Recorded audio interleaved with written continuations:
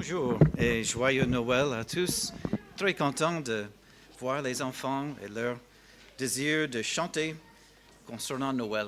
Et c'est très bien que nous pouvons tous participer à cela. Et effectivement, nous allons regarder ce matin cette idée de joyeux Noël. Joyeux. C'est un temps de joie et on va demander, mais pourquoi? Pourquoi est-ce qu'on parle et qu'on dit toujours joyeux Noël? Si vous regardez le texte qui est devant vous, et si vous avez vos Bibles, on va lire encore ce texte dans Luc chapitre 2. Luc chapitre 2 nous donne cette histoire de Jésus et sa naissance. Et nous allons voir l'importance de cette naissance. Nous allons voir pourquoi c'était là. Pardon?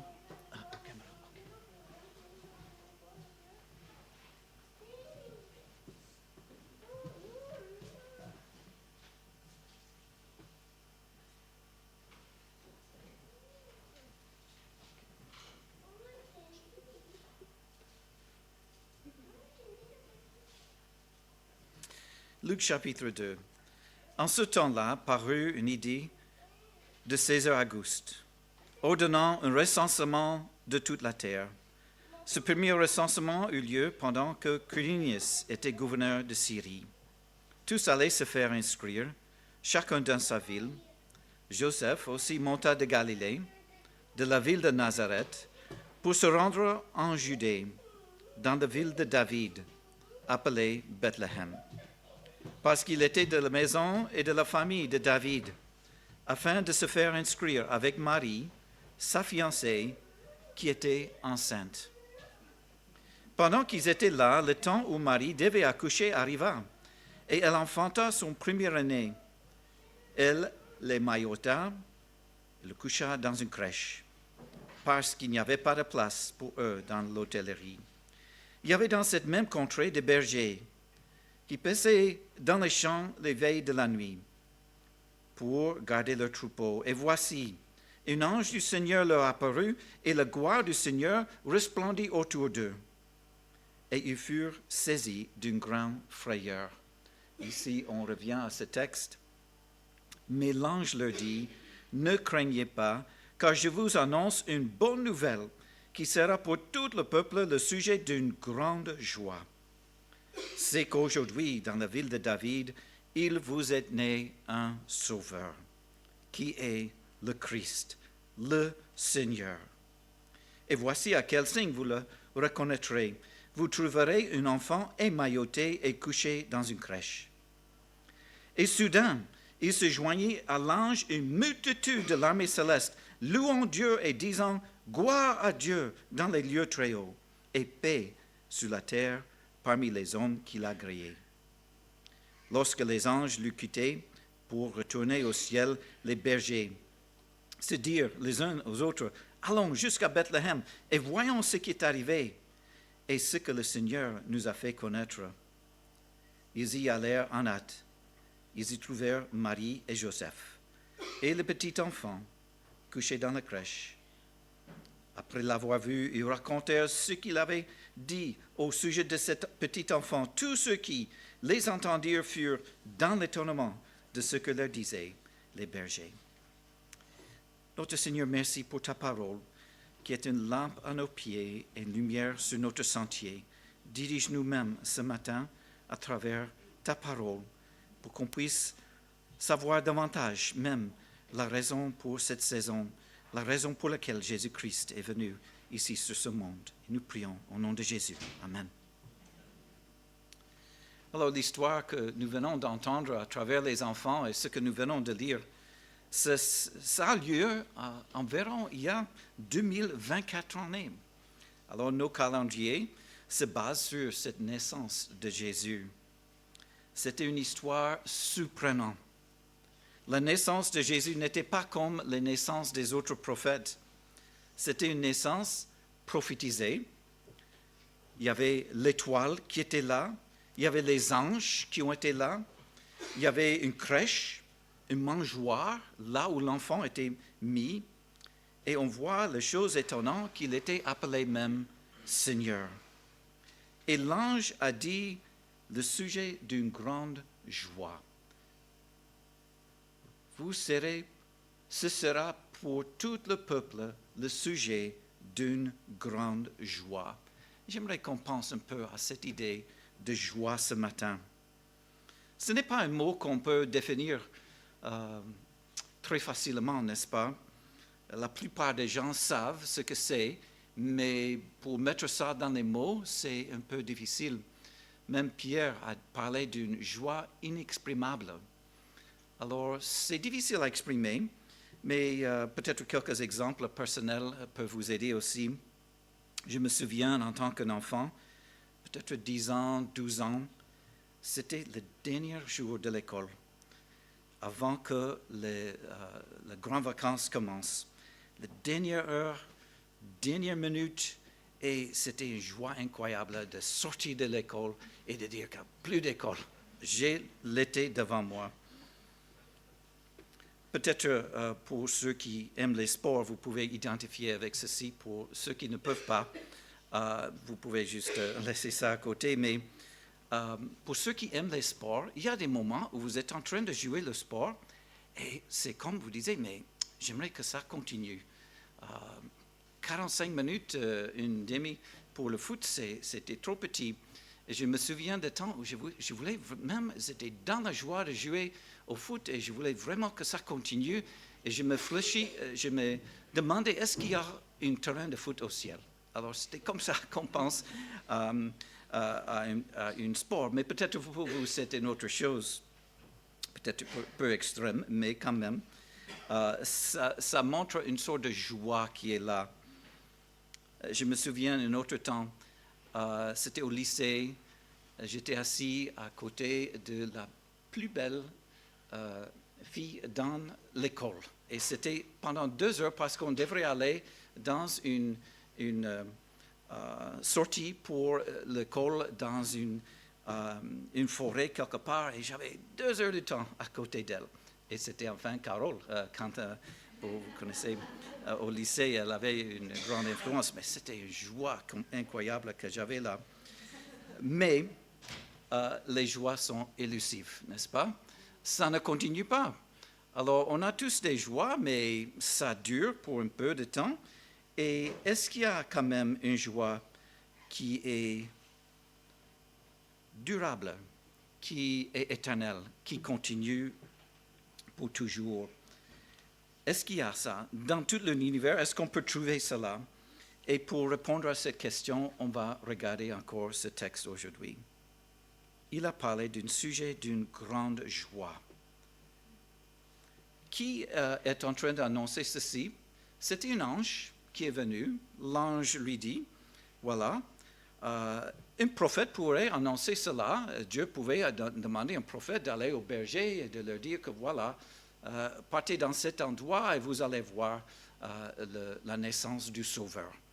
Mais les anges ont été choisis ici et je crois qu'ils seront particulièrement bien placés pour apporter cette bonne nouvelle. Ils ont joué de la présence de Dieu. Ils ont loué le Seigneur depuis des années, des siècles. Ils sont en train de le servir pendant les siècles. Et ils connaissent mieux que nous cette grandeur, cette beauté, cette sainteté, ses perfections, sa bonté, sa puissance. Et ils connaissent mieux même la condescension de Dieu lui-même de prendre la chair d'un être humain. Et nous voyons les anges, ils sont là. Ils sont en train de parler avec Marie, ils sont en train de parler avec Joseph, ils sont en train de, ici, parler au berger.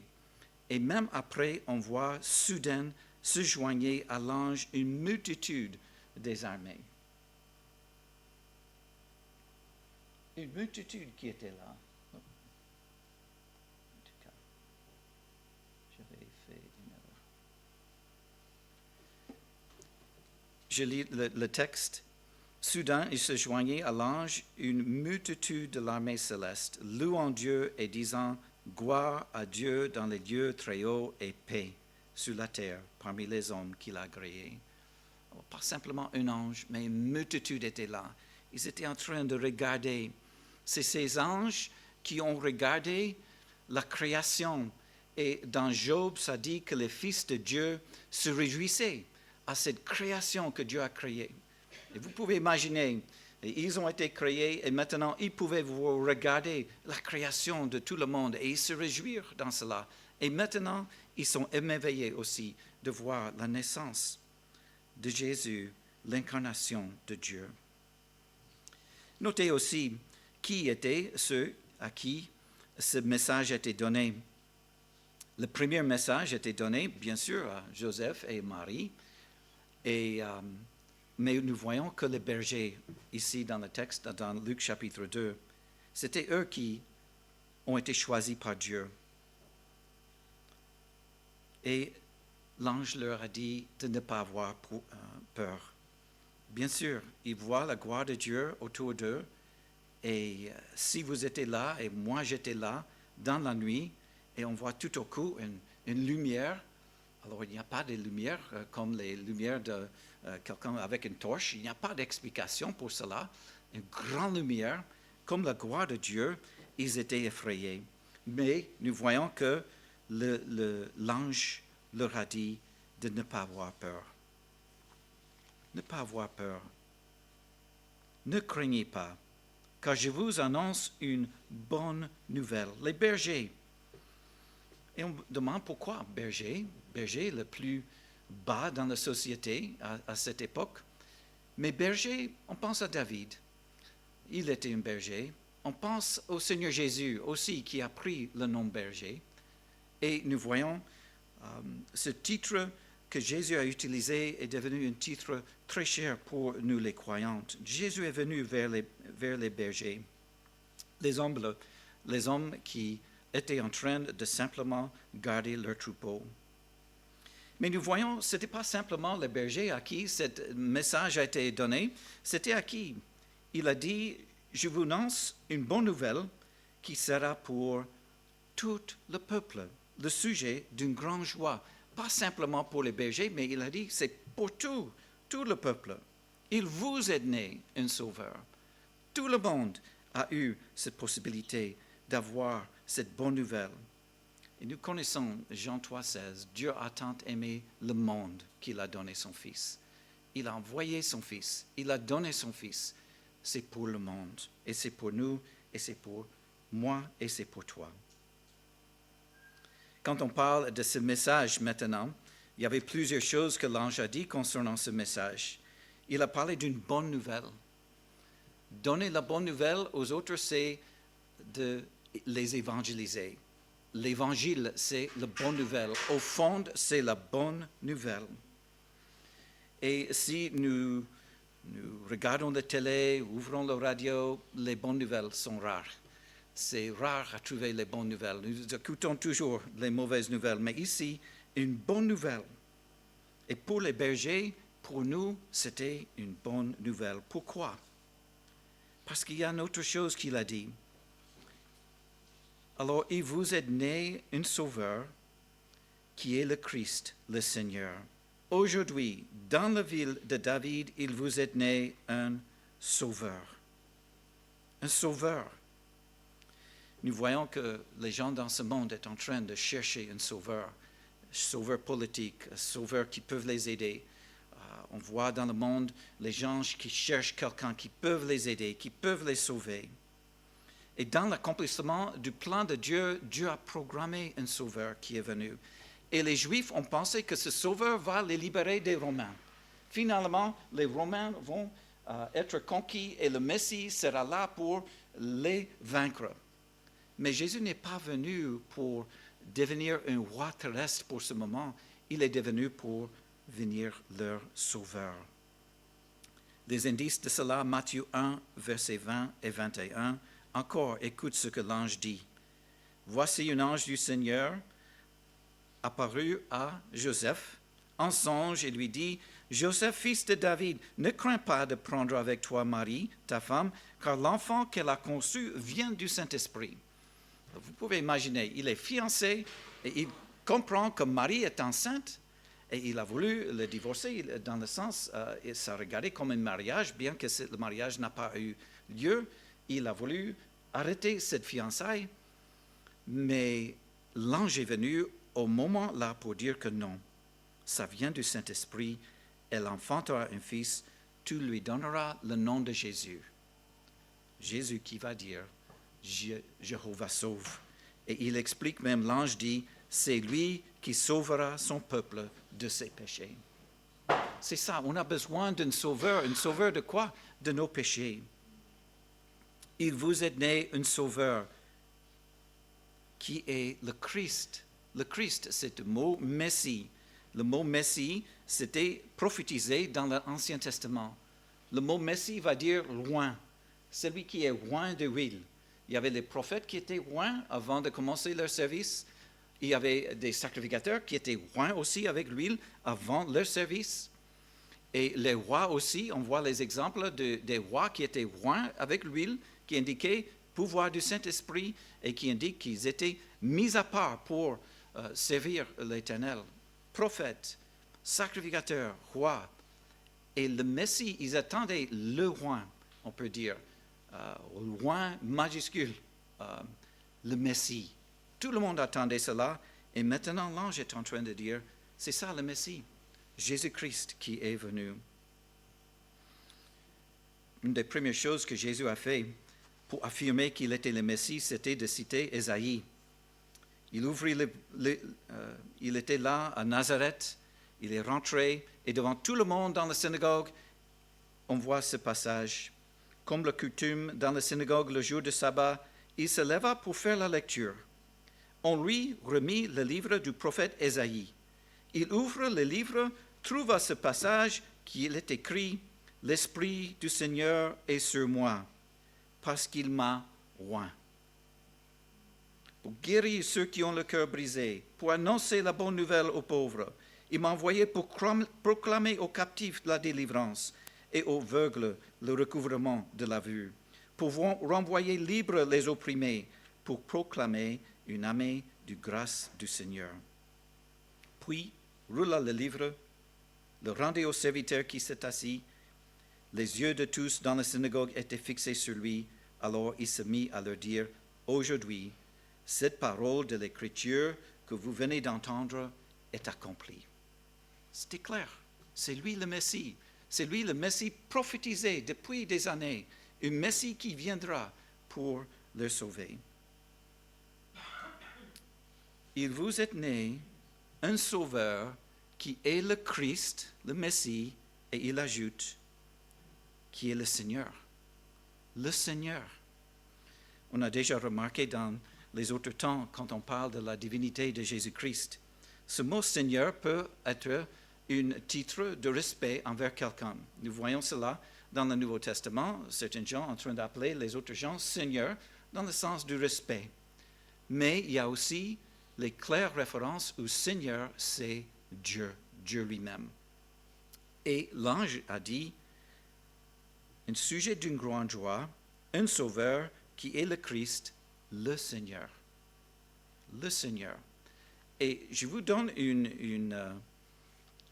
si vous avez des doutes concernant est-ce que Jésus-Christ, il est le Seigneur, Dieu lui-même, regarde Luc chapitre 1, regarde Luc chapitre 2. Chaque fois que vous voyez Seigneur, notez et voir est-ce que c'est simplement un titre de respect ou est-ce qu'on parle de Dieu. Et vous allez voir dans Luc chapitre 1, il y a 1, 2, 3, 4, 5, 6, 7, 8, 9, 10, 11, 12, 13, 14, 15, 16, 17 références au Seigneur. Chacun, c'est une référence à Dieu. Dans chapitre 2, vous allez voir 1, 2, 3, 4, 5, 6, 7, 8, 9. Et encore, chaque référence est une référence au Seigneur Dieu, l'ange du Seigneur, n'est-ce pas? Voilà. Il est le Seigneur, il est Dieu lui-même. Et c'était quelque chose qui était prophétisé depuis. Chaque fois que vous voyez une prophétie dans l'Ancien Testament qui concerne la naissance de Jésus, vous allez voir juste à côté de cela une référence au fait qu'il est Dieu lui-même qui est venu ici sur la terre. Par exemple, Ésaïe 7,14, c'est pourquoi le Seigneur lui-même vous donnera un signe, voici la Vierge deviendra enceinte, elle enfantera un fils. Vierge, un fils, et elle lui donnera le nom de Emmanuel. Emmanuel va dire Dieu avec nous. Michée, chapitre 5, où est-ce que Jésus sera né? Prophétisé déjà 500 années avant la naissance de Jésus, ce sera à Bethléem. Et là, Bethléem, qu'est-ce qu'ils disent? De toi sortira pour moi celui qui dominera sur Israël et dont les activités remontent aux temps anciens, au jour de l'éternité. Voyez, une référence, Bethléem. Et celui-là, ses jours remontent de temps anciens, mais il dit d'éternité, qui peuvent être l'accomplissement de cela, sauf Dieu lui-même, les jours qui remontent d'éternité. Et peut-être le verset le plus reconnu, un enfant nous est né, un fils nous est donné, et la domination reposera sur son épaule. On l'appellera admirable, conseiller, Dieu puissant, Père éternel, Prince de la paix. Est-ce qu'il y a un doute? Est-ce qu'il y a un doute que cet enfant qui sera né, c'est le Dieu Tout-Puissant? Alors, c'est un sujet de grande joie parce que c'est Jésus-Christ qui est venu dans ce monde. On a vu, la joie, c'est difficile à définir, c'est difficile à comprendre. On a des joies qui sont temporelles, qui fuient, comme des oiseaux qui volent, les joies sont temporelles. Mais ici, nous voyons une joie qui est éternelle, qui est constante, durable, qui ne dépend pas des circonstances, parce que cette joie ne se repose pas sur les circonstances, mais sur Dieu lui-même. Vous pouvez avoir une joie qu'on ne peut pas enlever. Une joie qui ne change pas, parce que Dieu ne change pas. La source de notre joie est une joie, une source qui jaillit jusqu'à dedans la vie éternelle. Nous voyons ça dans les psaumes. 117 fois, nous voyons ce mot joie dans les psaumes, et chaque fois que nous voyons cette joie, il y a une source qui vient de cette joie. Cette source est en Dieu lui-même. Et c'est pourquoi nous voyons dans les Écritures, même les encourageant pour nous de se réjouir dans l'Éternel. Réjouissez-vous dans l'Éternel. C'est une commande. Et qu'est-ce qui arrive? Il y a des choses qui arrivent dans nos vies qui remplacent la joie. Les soucis, les craintes, les anxiétés, la peur. Il y a toutes sortes de choses qui viennent et qui comme ça vole notre joie. C'est comme vous recevez de temps en temps les scams dans votre mail, n'est-ce pas? Et ils sont en train de chercher votre argent. Je reçois un qui, peut-être chaque semaine, une mail disant que j'ai des amendes à payer et qu'il faut payer ça tout de suite. Il a déjà monté à ce montant. Et qu'est-ce que les gens sont en train de dire? Ils voulaient chercher mon argent. J'espère que ce n'est pas le gouvernement, mais on peut savoir quand même. Vous regardez l'adresse. Et si l'adresse est quelqu'un qui vient de Nigeria ou d'Italie, vous savez que ce n'est pas ça. Il ne faut pas être pris par ces gens. Mais l'idée qu'ils volaient cela de moi, mais il y a des choses qui volent notre joie. Le péché peut faire cela. Ça fait qu'une interruption, mais cette joie est toujours disponible, cette joie est toujours là, parce qu'on a un sauveur qui est Jésus-Christ, qui ne change pas, qui est toujours là. On peut venir à lui pour le pardon. On peut demander à Dieu, pardon, créez en moi un cœur pur. Renouvelle en moi un esprit bien disposé. Ne me retire pas ton Saint-Esprit. Rends-moi la joie de ton salut. Qu'un esprit de bonne volonté me soutienne.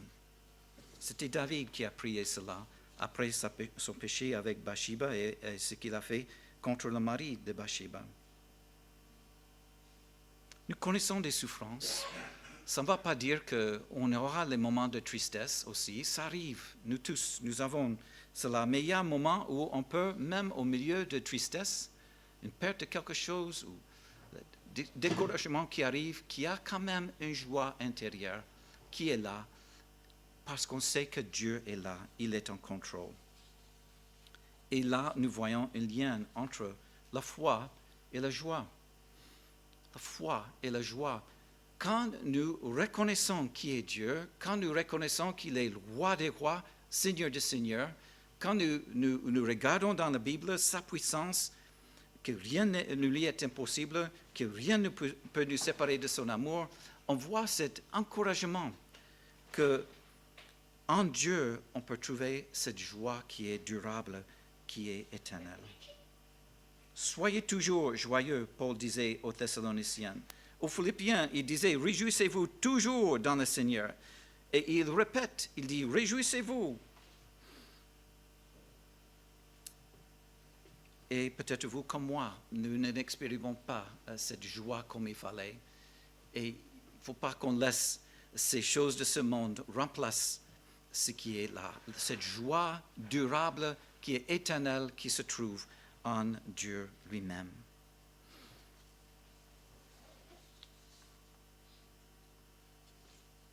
En parlant de la joie, il y avait un prédicateur, Martin Lloyd-Jones, un prédicateur reconnu aux États-Unis, en Angleterre, il y a un siècle, mais il a dit qu'il faut remarquer que le dictionnaire ne suffit pas pour donner une définition à la joie. La joie est quelque chose de très profond, quelque chose qui influence toute notre personnalité. Autrement dit, elle conduit à cela. Une seule chose peut procurer la vraie joie. Et ce qu'il dit ici, et j'aimerais que vous pensiez à cela aussi, c'est la contemplation du Seigneur Jésus-Christ. Il a dit ceci, « Il satisfait mon esprit, il satisfait mes émotions, il satisfait chacun de mes désirs. Lui et son grand salut englobent toute la personnalité, rien de moins, et en lui je suis complet. » La joie, en d'autres mots, est la réponse et la réaction de l'âme à la connaissance du Seigneur Jésus-Christ. Est-ce que vous connaissez cette joie, cette grande joie d'un Sauveur, l'incarnation de Dieu lui-même qui est venu ici sur la terre? Jésus a dit, je vous ai dit ces choses afin que ma joie soit en vous et que votre joie soit parfaite.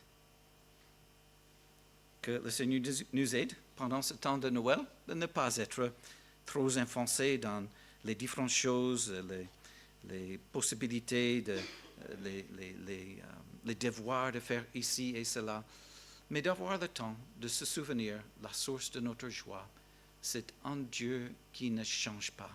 Prenez le temps dans la parole de Dieu, renforcez votre foi à travers ce que nous disons, ce que nous voyons dans la parole de Dieu, et vous allez voir ce que Pierre a dit. Il parle d'une joie inexprimable. Même qu'on n'a pas vu, même qu'on ne l'a pas vu, mais par la foi, cette joie est là parce qu'on sait que nous avons un Sauveur qui vit éternellement, et que nous avons en lui tout ce dont nous avons besoin. Merci Seigneur pour ce temps de Noël, ce temps de réfléchir sur ton incarnation. Et c'est incroyable, ce petit bébé dans le crèche. C'est incroyable quand on pense à ce que tu as fait pour nous, de vivre ici sur la terre, mais même d'aller jusqu'à la croix et de porter nos péchés et de faire ça pour nous à notre place. Merci. Merci que tu es ressuscité, que tu es maintenant à la droite du Père, que tu intercèdes pour nous. Merci que tu as envoyé ton Saint-Esprit dans nos cœurs, que ce fruit de l'Esprit est possible pour nous. Et merci pour tout ce que tu as fait. Bénis ces congrégations et bénis ceux qui n'ont pas encore compris cette joie, qui n'ont pas compris le pardon de péché, ce Sauveur qui est en Jésus-Christ. Aide-leur, Seigneur, à voir cela même aujourd'hui. Aide-nous de maintenir une joie avec toi, maintenir notre relation avec toi, en marchant avec toi et en contemplant Jésus-Christ.